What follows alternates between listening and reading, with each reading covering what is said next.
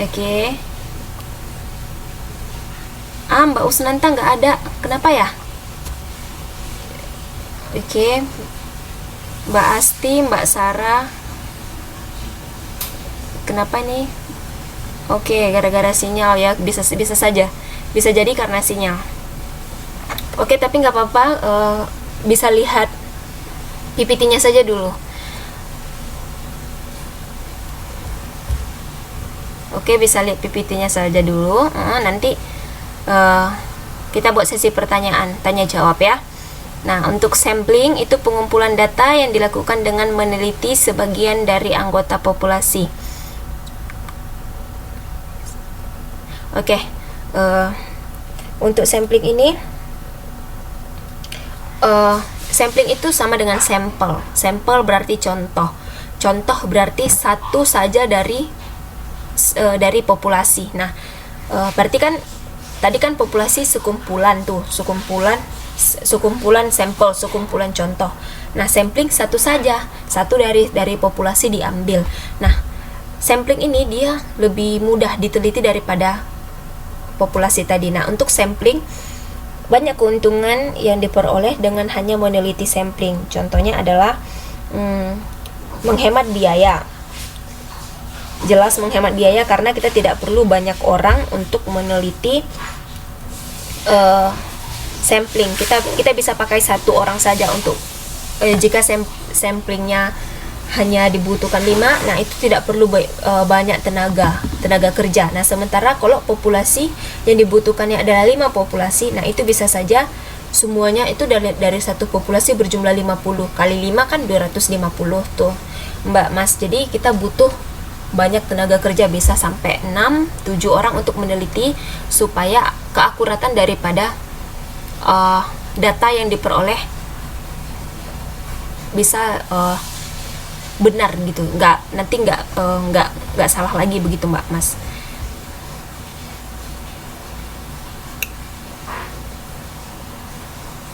Oke, sekarang kita memang lagi bahas sampling, iya.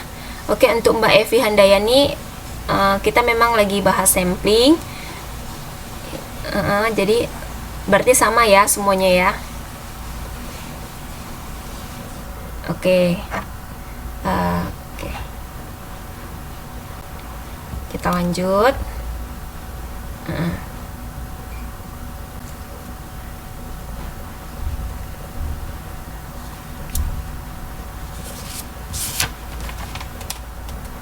Kita lanjut ke slide 9. Nah, di slide 9 ini ada pengertian statistika deskriptif dan statistika induktif. Nah, dalam statistika ini kita mengenal istilah deskriptif dan induktif. Oke, untuk statistika deskriptif, pengertiannya adalah bagian dari statistika yang membahas tentang cara pengumpulan data, pengolahan data, penyajian data, penentuan nilai-nilai statistika. Nah, sekali lagi saya ulangi, statistika deskriptif adalah bagian dari statistika yang membahas tentang cara pengumpulan data, pengolahan data, penyajian data, penentuan nilai-nilai statistika. Dan satu lagi, pembuatan gambar mengenai sesuatu. Nah, maksud daripada pengumpulan data itu adalah bagaimana cara kita mengumpulkan data. Nah, contohnya tadi yang sampel darah yang kita gunakan, itu bagaimana cara kita mengumpulkan sampel darah. Maksud dari orang yang bergolongan darah A kah atau B kah, AB kah atau O. Nah, jika memang untuk darah A yang dibutuhkan adalah orang yang bergolongan darah A. Nah, apakah data yang dibutuhkan dari rumah sakit umum saja kah atau dari rumah sakit swasta saja kah? Nah, dari kabupaten mana? Dari Kabupaten Deli Serdang kah atau hanya di kecamatan saja kah atau dalam satu provinsi begitu. Nah, itu untuk bagaimana cara pengumpulan datanya. Nah, untuk orang yang berusia berapakah yang diminta? Hanya untuk balita, remaja, orang dewasa atau lansia. Oke. Nah, jadi untuk yang pengumpulan data, bagaimana cara pengumpulan data. Nah, di deskriptif ini dijelaskan semuanya. Bagaimana mereka minta gitu. Data yang diminta itu seperti apa, seperti itu. Jelas dinyatakan bahwasanya untuk jenis kelamin perempuan atau laki-laki kah, umur berapakah, dari rumah sakit manakah, dan berapa banyak darah yang dibutuhkan. Misalnya sampel 1 tetes kah atau 2 tetes atau berapa mililiter begitu. Nah, untuk selanjutnya penyajian data. Nah, untuk penyajian datanya itu bagaimana cara kita menyajikan data yang telah kita kumpulkan. Contohnya mereka minta semuanya dalam bentuk kita buat grafik kah atau tabel kah atau bagaimana, atau kita golongkan orang yang berumur balita khusus tabelnya, atau digabungkan saja balita, remaja, dewasa, lansia, atau bagaimana. Nah, di deskriptif ini akan dijelaskan semuanya, dan untuk begitu juga dengan penentuan nilai-nilai statistikanya. Nah, seperti itu. Nah, yang kedua itu induktif. Induktif adalah bagian statistika yang berhubungan dengan kegiatan analisis untuk pengambilan kesimpulan mengenai populasi yang sedang diselidiki dengan pendekatan sampel. Nah, sekali lagi saya ulangi, bagian statistika yang berhubungan dengan kegiatan analisis untuk pengambilan kesimpulan mengenai populasi yang sedang diselidiki dengan pendekatan sampel. Oke. Di data induktif ini, sebelum masuk ke data induktif, apa ada yang tidak mengerti gitu, maksud saya di dalam bagian deskriptif, apakah ada yang tidak dimengerti?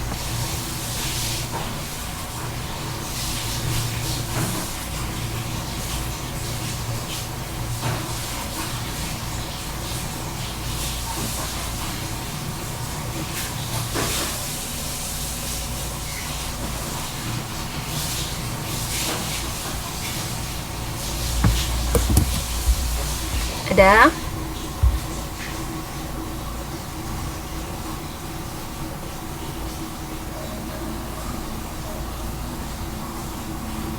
Oke, untuk di modul kita bisa lihat penjelasannya di halaman 16 ya. Untuk semua Mbak Mas bisa lihat di halaman 16. Oke, masih bisa dipahami ya. Baik, sekarang kita lanjut ke bagian induktif. Bagian statistika yang berhubungan. Oke, ini ada pertanyaan dari Mbak Sumartin. Untuk menentukan nilai-nilai statistika, menentukan nilai-nilai statistika bagaimana cara? Oke, untuk menentukan nilai-nilai statistika. Oke, untuk menentukan nilai-nilainya nanti sebenarnya setelah kita dapat sampelnya, kita tahu bagaimana cara penyajiannya, bagaimana cara pengumpulan datanya. Nah, kita bisa tentukan nilai-nilai statistikanya.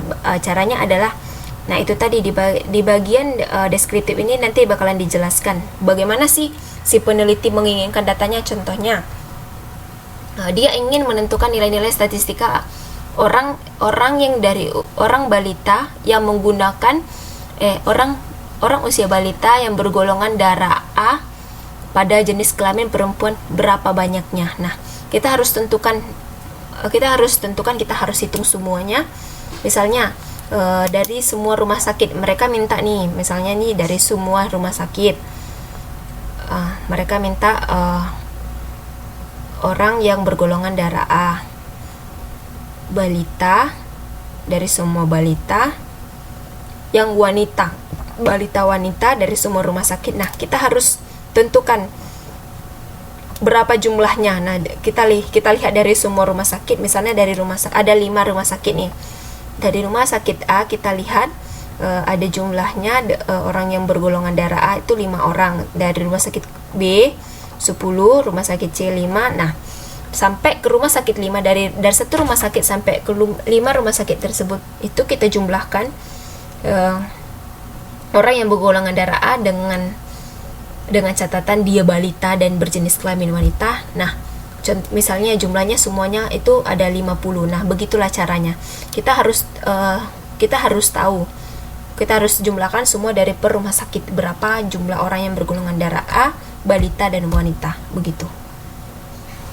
Jadi di deskriptif ini sebelumnya harus sudah dijelaskan data yang diminta itu seperti apa, gitu. Mereka minta yang balita kah, orang tua, remaja, ataupun lansia. Dan mereka minta jenis kelamin pria kah, wanita kah, dari rumah sakit, dari seluruh rumah sakit, dan golongan darah apa, begitu Mbak. Oke, mengerti ya? Oke, nah untuk kita lanjut ke bagian induktif. Itu bagian statistika yang berhubungan dengan kegiatan analisis untuk pengambilan kesimpulan mengenai populasi yang sedang diselidiki dengan pendekatan sampel. Oke, nah ini contohnya nih ya, di buku juga bisa dilihat di halaman 16 ya Mbak, ya Mas ya. Misalnya nih kita mengadakan sensus nih. Nah, seperti yang saya katakan tadi, di sensus penduduk itu kan biasanya ada orang tuh datang ke rumah-rumah untuk bertanya jumlah anggota keluarga berapa, suaminya kerja apa, ayahnya kerja apa, ibunya kerja apa.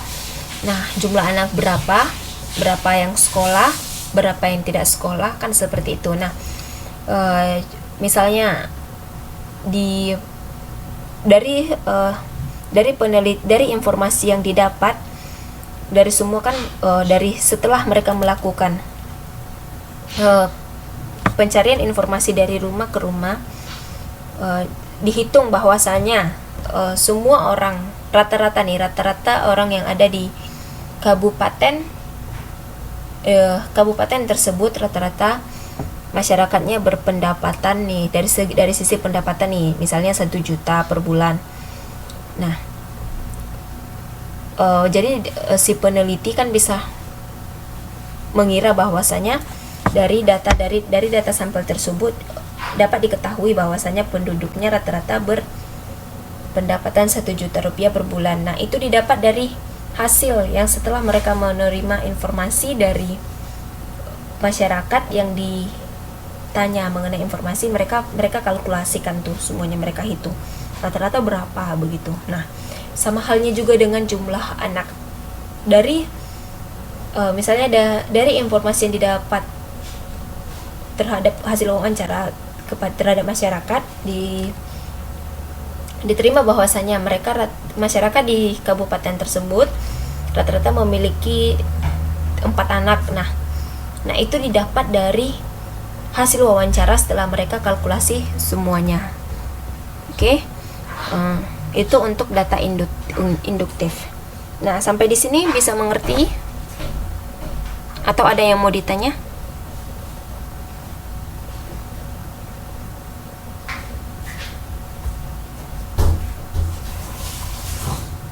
Oke. Bisa ya? Kita lanjut ke slide 10.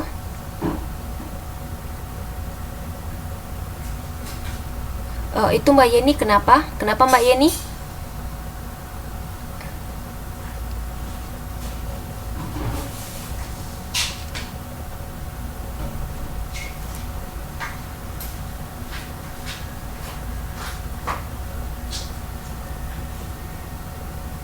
Mbak Yeni kenapa?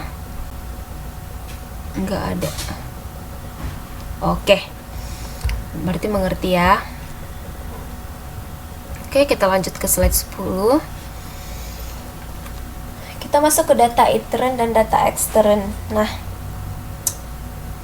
ini bagian di data intern dan data ekstern. Kita pertama sekali harus paham dulu apa itu pengertiannya. Nah, untuk data intern adalah data yang dikumpulkan oleh suatu badan mengenai kegiatan badan itu, dan hasilnya digunakan untuk kepentingan badan itu. Nah, ini bahasanya agak ini ya, kita harus hati-hati. Nah, data intern adalah data yang dikumpulkan oleh satu badan mengenai kegiatan badan itu dan hasilnya digunakan untuk kepentingan badan itu. Oke.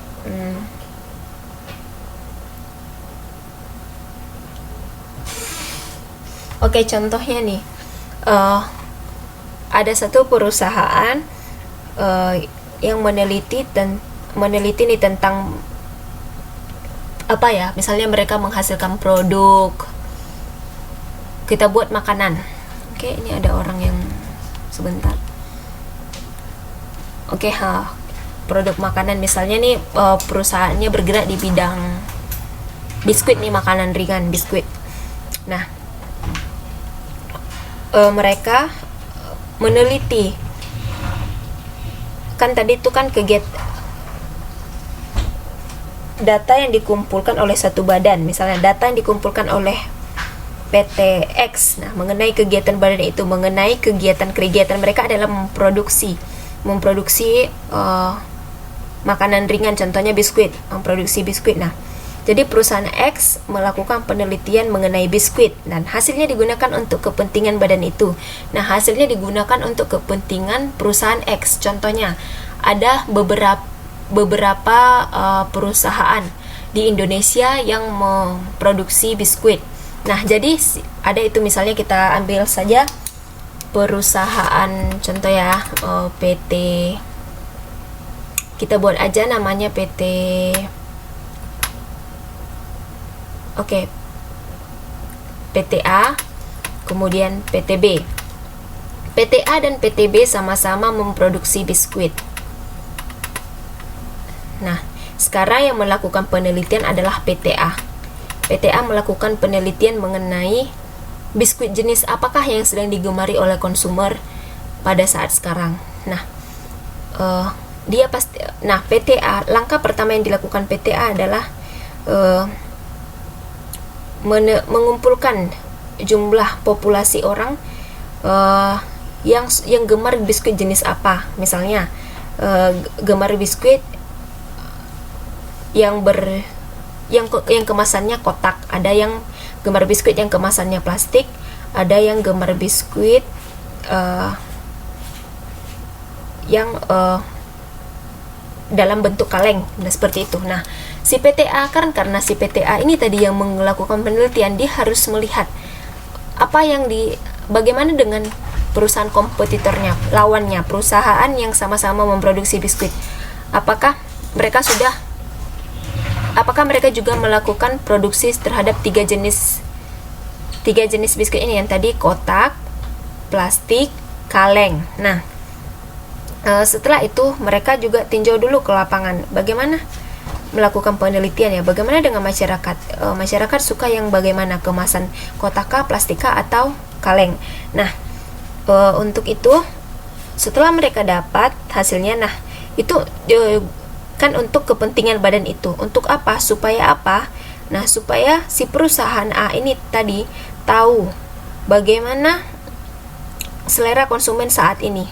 Nah, setelah mereka tahu selera konsumen, nah contoh nih, setelah dilakukan penelitian, ditemukan bahwasanya seluruh 80% daripada responden ataupun orang yang ditanya mengenai kegemaran kemasan biskuit yang mereka suka itu adalah dalam bentuk kotak. Nah, setelah mereka tahu, nah perusahaan A kan sudah tahu nih sekarang konsumen itu sukanya biskuit dalam kemasan kotak. Nah, pastinya si PT A tadi setelah melakukan penelitian, mereka memproduksi kemasan biskuit dalam bentuk kotak. Nah, mungkin alasannya lebih praktis dibawa kemana-mana. Yang kedua, tidak biskuit di dalam terjaga keamanannya, kan tadi kalau dalam bentuk plastik mungkin biskuitnya gampang remuk gitu, kalau kaleng ribet bawanya. Nah, bisa aja. Nah, jadi kan si PT A setelah melakukan penelitian, dia tahu ternyata selera konsumen saat ini suka biskuit yang dalam bentuk kemasan kotak. Nah, mereka memproduksi semua biskuit dalam bentuk kotak. Nah, tujuannya adalah agar produk biskuit PT A itu lebih digemari daripada produk biskuit PT B. Maka jelas ya, untuk data intern, data yang dikumpulkan oleh suatu badan, data yang dikumpulkan oleh PTA mengenai kegiatan badan itu, mengenai kegiatan pemproduksian biskuit dalam kotak, dan hasilnya digunakan untuk kepentingan badan itu. Dan hasil daripada penelitian tersebut digunakan untuk menarik perhatian ataupun menarik konsumen untuk lebih memilih biskuit dari PTA yang sudah di packing dengan kotak dibandingkan dengan biskuit dari PTB yang mungkin masih diproduksi dalam packingan plastik ataupun kaleng. Oke, untuk data intern, apakah ada pertanyaan? Kita buka sesi tanya jawab dulu ya.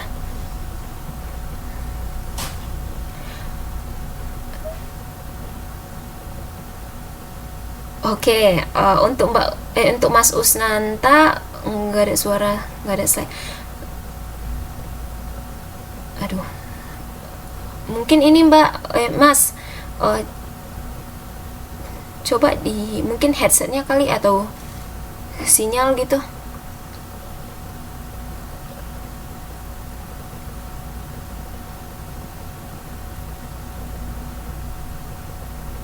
Oke, untuk Mbak Rahmatul juga nggak ada suara.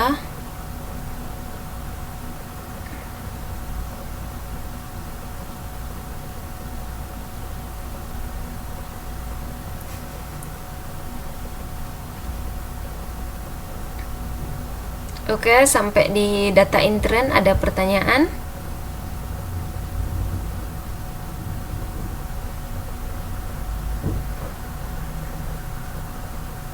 Oke, untuk Mbak Sarah sudah mengerti. Terima kasih Mbak. Yang lain gimana?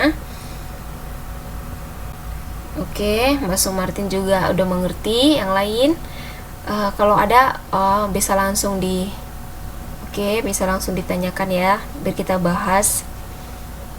Oke, Mbak Edni dan Mbak Sitiomsia, oke, sudah mengerti.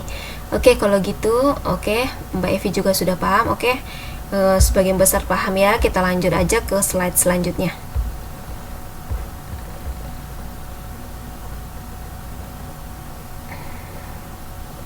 Oke, ya. Oke. Nah, kita lanjut ke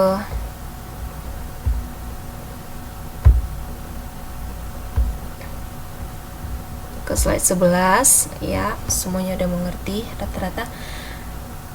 Oke, data ekstern. Untuk data ekstern tadi kan data intern. Nah, sekarang kita masuk ke data ekstern.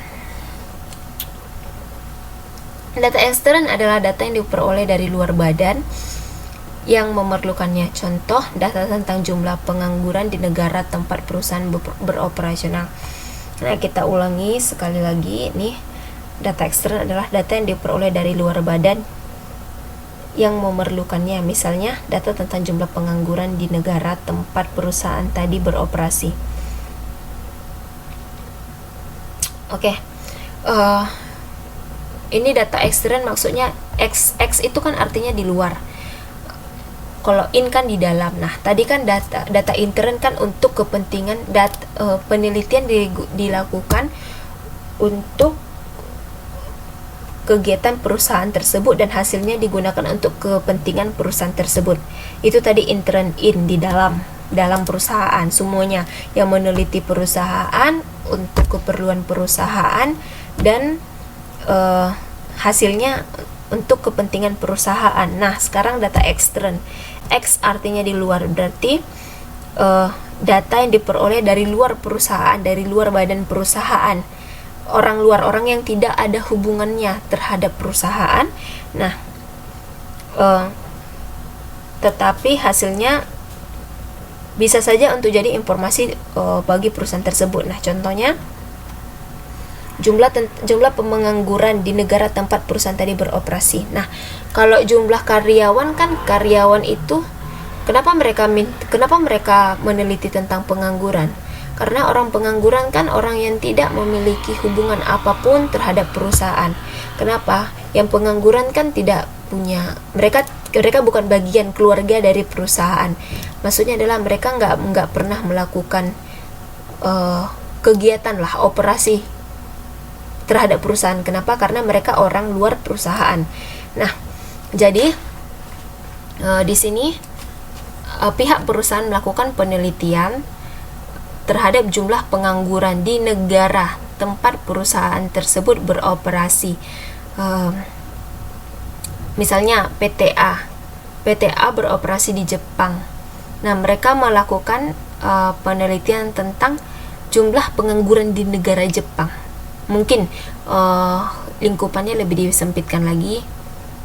Misalnya nih, jumlah pengangguran di Osaka begitu. Kalau Jepang kan semua negara nih, seluruh negara itu terlalu luas, mungkin penelitiannya lebih dipersempit lagi ke kota, misalnya di Osaka saja, seperti itu. Oke, untuk selanjutnya kita lanjut ke data primer dan data sekunder. Oke, untuk data primer adalah ini ada yang masuk lagi. Data primer adalah data ekstern yang diperoleh dari hasil penelitian sendiri. Misalnya, suatu perusahaan ingin mengetahui preferensi konsumen terhadap produk yang dihasilkan, maka perusahaan tersebut mengadakan survei pasar. Kita baca sekali lagi. Data primer adalah data ekstern yang diperoleh dari hasil penelitian sendiri. Misalnya, untuk suatu perusahaan ingin mengetahui preferensi konsumen terhadap produk yang dihasilkan, maka perusahaan tersebut mengadakan survei pasar. Nah, di sini data primer ini itu biasanya dilakukan oleh perusahaan untuk mengetahui sebagai bagaimana besar tingkat kepuasan konsumen terhadap produk yang mereka hasilkan. Nah, mereka biasanya itu menanyakan, misalnya nih, menanyakan kepada konsumen melalui berbagai survei, contohnya menanyakan langsung, atau biasanya nih SPG di mall ada tuh kayak seperti contoh tuh ada susu, sering nih terjadi di mall, susu Entrasol. Biasanya SPG yang ada di depan tempat susu Entrasol dipajangkan itu biasanya kalau ada orang yang tertarik ingin membeli Entrasol, mereka tanya langsung tuh, ibu udah berapa lama minum Entrasol gitu. Mungkin ada pertama sekali. Kalau ada yang jawab pertama sekali, pastinya si SPG tadi langsung meminta nomor handphone daripada si ibu tadi, si konsumer tadi. Tujuannya apa? Supaya nanti kan setelah si ibu tadi beli, mereka bakalan telepon bagaimana reaksi yang dirasakan oleh ibu tersebut setelah mengkonsumsi susu tersebut. Nah, kalau tadi si ibu tadi sudah pernah meminum sebelumnya, pasti SPG-nya bertanya, apa efek yang ibu rasakan, bagaimana dengan tulangnya, atau bagaimana dengan pergerakan ibu rasakan, pasti begitu. Nah, itu tujuannya apa? Tujuannya adalah untuk mengetahui bagaimana kepuasan konsumen terhadap pengkonsumsian produk yang mereka hasilkan, seperti itu. Oke, sampai di sini sesi pertanyaan. Ada yang mau ditanya?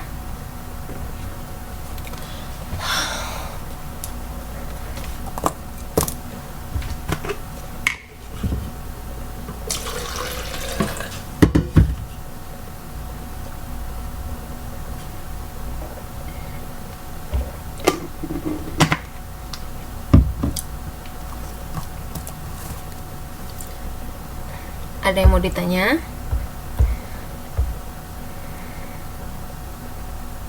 Oke.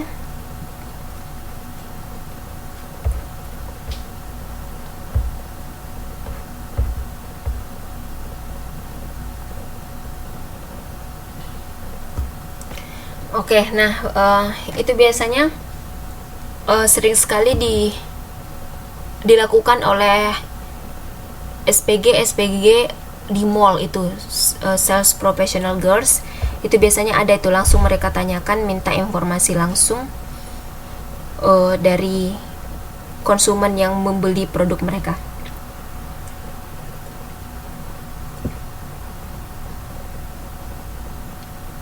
Oh, ini ada pertanyaan lagi dari Mbak Sumartin.